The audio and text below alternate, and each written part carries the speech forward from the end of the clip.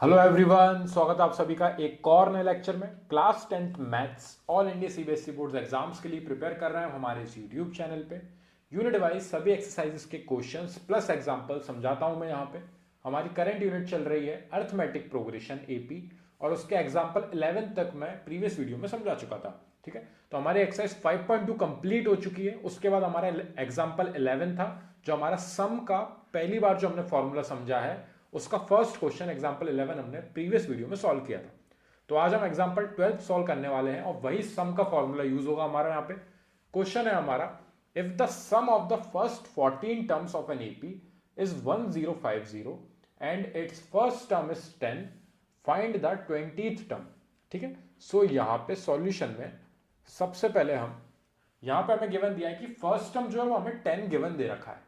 तो ये हमारे लिए बहुत अच्छी बात है कि हमें फर्स्ट टर्म जिसको हम ए से रिप्रेजेंट करते हैं वो हमें 10 गिवन है। यहां पे हमें सेकंड टर्म की वैल्यू नहीं पता है, a2 हमारा अननोन है क्योंकि उन्होंने हमें सेकंड टर्म नहीं बताया और हमें कॉमन डिफरेंस भी नहीं पता है। ठीक है, सो मैं यहां पे एपी में ये फर्स्ट टर्म हमारा 10 है, सेकंड टर्म में a2 लिख रहा हूं, थर्ड टर्म हमारा a3 होगा एंड सो ऑन। इस तरीके से हमें फाइंड क्या करना है, 20th टर्म, यानी कि हमें a20 फाइंड करके लाना है।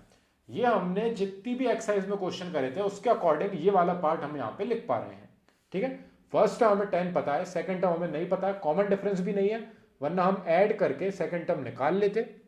सो यहाँ पे हमें और कोई वैल्यू नहीं पता है और फाइंड करके हमें 820 लाना है, यानी कि हमें फाइंड करना है 820 की वैल्यू, ये हमें फाइंड करके लाना है। उसके लिए उन्होंने हमें गिवन क्या दे रखा है, if the sum of the first 14 terms of an AP is 1050। So यहां पे सम वाला पार्ट जो हमने प्रीवियस वीडियो में पहली बार समझा था, सो हमारा यहां पे सम का फॉर्मूला हम यूज करेंगे, उसकी हेल्प से हम यहां पे जो भी हमारा अननोन है उसको फाइंड करके लाएंगे। ठीक है, सो सबसे पहले यहां पे a20 फाइंड करने के लिए हमें क्या चाहिए देख लीजिए आप। यहां पे देखिए, फर्स्ट टर्म हमारा 10 है, सेकंड टर्म हम a2 से रिप्रेजेंट करते हैं जिसको हम बोलते हैं a plus D, third term हमारा होता है a प्लस 2d। ये हम बेसिक जो है पढ़ते आ रहे हैं अभी तक, प्रीवियस एक्सरसाइज में हमने सब समझा था, क्योंकि हमारा ए एन का सिंगल फॉर्मूला यूज होता था, A N is equal to A plus N minus one into में डी। सो यहां पे a20 की बात चल रही है, so A plus 20 minus one into में डी, यानी कि यहां पे आ जाएगा a प्लस 19d। सो आपको अगर a20 फाइंड करना है तो आपको a प्लस 19d में ले जाके वैल्यूज रखनी है। ए आपको पता है प्लस का 10 है, डी आपको अननोन है, वो आपको पता नहीं है, और वही डी को फाइंड करने के लिए उन्होंने हमें ये फर्स्ट लाइन लिख के दी है, जिसकी हेल्प से हम कॉमन डिफरेंस यानी कि डी फाइंड करेंगे। उसके बाद हम a20 की वैल्यू निकाल के रखेंगे। अब देखिए यहां पे ये a प्लस डी क्यों होता है, क्योंकि जो कॉमन डिफरेंस है, कॉमन डिफरेंस अगर आप इसमें ऐड कर दोगे तो आप सेकंड टर्म पे पहुंच जाओगे। एक और बार वो डिफरेंस ऐड करोगे तभी उसको कॉमन डिफरेंस बोलते हैं, क्योंकि वो हर दो टर्म्स के बीच में सिमिलर डिफरेंस होता है। तो दो बार अगर आप कॉमन डिफरेंस ऐड करोगे ए में, ये आपका ए है, सो ए में अगर आप दो बार कॉमन डिफरेंस ऐड करोगे तो आप थर्ड टर्म पे आ जाओगे, सो ए प्लस 2d। लेकिन अगर इसी को आप फॉर्मूले की हेल्प से करोगे तो यहां पे अगर आप n की जगह पे 3 रखोगे तो a3 की वैल्यू कितनी आएगी, n minus one, 3 minus one यानी कि 2, सो a प्लस 2d आएगी आपकी a3 की वैल्यू। देख लीजिए यहां पे a3 is equal to a plus 3 minus one into में डी, यानी कि आप इसको लिख सकते हो a प्लस 2d। और वही मैंने आपको एक्सप्लेन किया कि दो बार कॉमन डिफरेंस आपको ऐड करना है, तो ये लॉजिकल तरीके से हुआ यहां पे, और उसी तरीके की हेल्प से यहां पे ये फॉर्मूला जनरेट किया गया है। सो वही ए एन के फॉर्मूले में ले जाके हमने एन की जगह पे 20 रखा, क्योंकि हमें फाइंड क्या करना है, 20th टर्म। सो हमारा एन जो है वो 20 होगा, तो a20 को फाइंड करने के लिए a प्लस 19d करना है हमें, जिसमें d आपका कॉमन डिफरेंस जो अब हम फाइंड करके लाएंगे।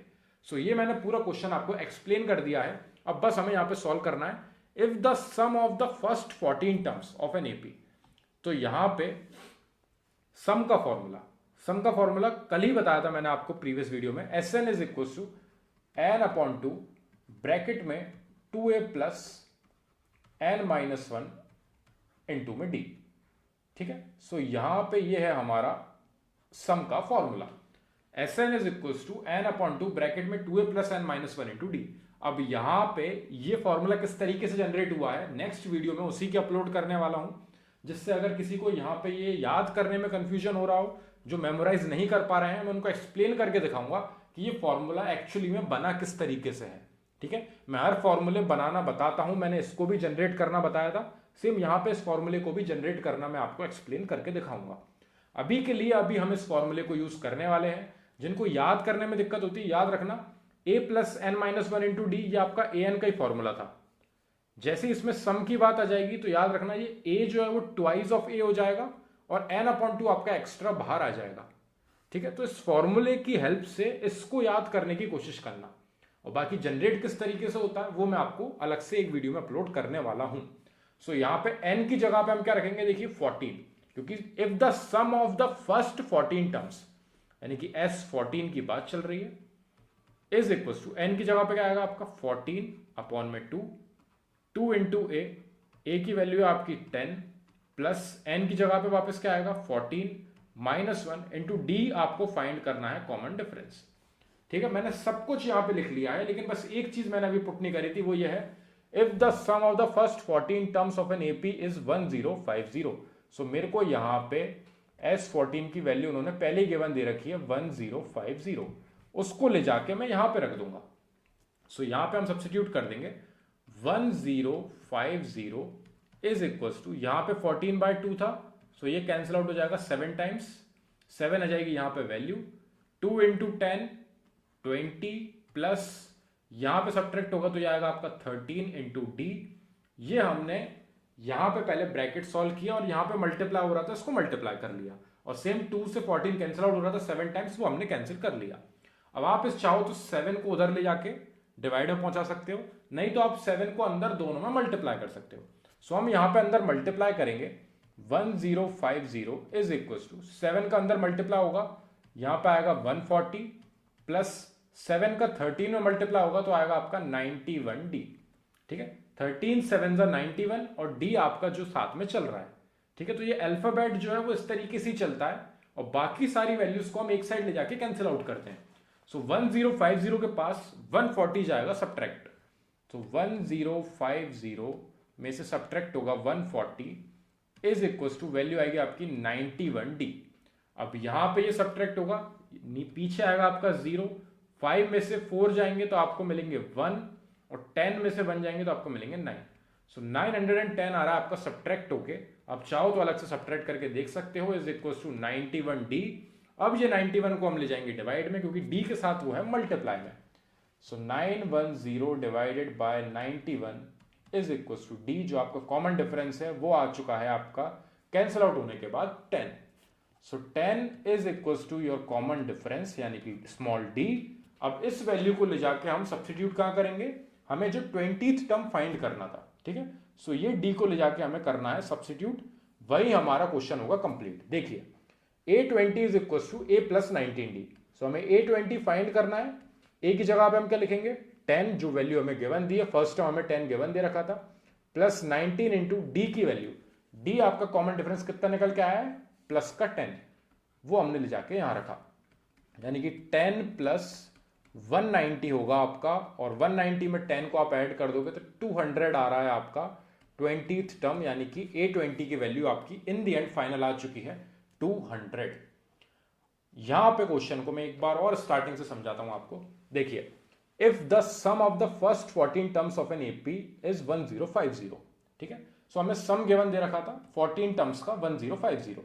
सो यहां पे S14 की जगह पे 1050 रखेंगे, और n की जगह पे 14 आएगा, क्योंकि 14 टर्म्स की बात चल रही है। सो n की जगह पे 14 लिखा हमने तीनों जगह पे, यहां पे S14, यहां पे n की जगह पे 14, यहां पे n की जगह पे 14, और अपॉन में 2 फॉर्मूले में है तो ये कैंसिल आउट होकर 7 हो गया, और यहां पे 14 में से 1 सब्ट्रैक्ट हुआ तो 13 हो जाएगा। बाकी आपको फर्स्ट टर्म देखिए, and it's first term is 10, so a की जगह पे 10 लिख दिया, d आपका अननोन है, बाकी सारी वैल्यूज आपके पास अवेलेबल है। सो हमने यहां पे इसको सॉल्व किया, यहां पे 1050 साथ में चल रहा है, 7 का हमने अंदर दोनों में मल्टीप्लाई किया, 140 और 91 डी आपकी वैल्यूज आई, 140 ले जाके हमने सब्ट्रैक्ट किया, 910 91 डिवाइड किया तो आई आपकी वैल्यू 10। सो डी की वैल्यू आपकी प्लस 10 आ चुकी है कॉमन डिफरेंस। अब आपको फाइंड क्या करना था, फाइंड करना था आपको 20th टर्म। ये हम प्रीवियस एक्सरसाइज में सॉल्व करते आ रहे हैं, 20 टर्म फाइंड करना है, यानी कि आपको A20 पूछा गया है, जिसको हम A+19D की हेल्प से निकालते हैं।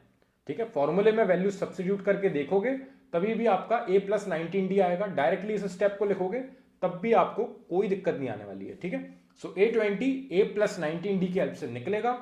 ए की जगह पे 10, 19 इंटू डी जो आपने 10 फाइंड किया है, जिसके लिए आपका सम का फॉर्मूला यूज करवाया था उन्होंने। सो यहां पे इन दी एंड हमारा 200 आ रहा है सॉल्व होने के बाद 20th टर्म की वैल्यू।